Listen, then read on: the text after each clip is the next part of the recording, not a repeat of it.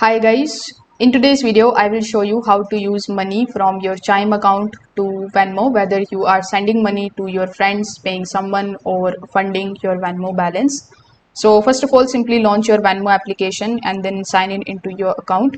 If you don't already have a Venmo account, you need to create one and complete any of the required verification steps.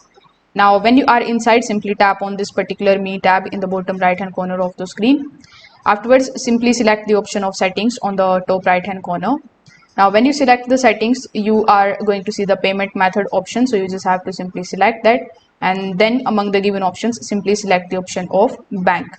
After doing so, you just have to simply select the option of next, and then you will be landed here on this particular link bank account page. Now over here you will need to provide the routing number, the account number, and the account number again.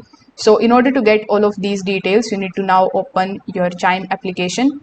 Now inside the Chime application, you are going to see the direct deposit option. So when you are inside it, you can scroll down a bit and take a look at the routing number and the account number. So you need to copy these details from here, then come back inside your Venmo account and paste the information over here. Then simply click on the option of save and continue.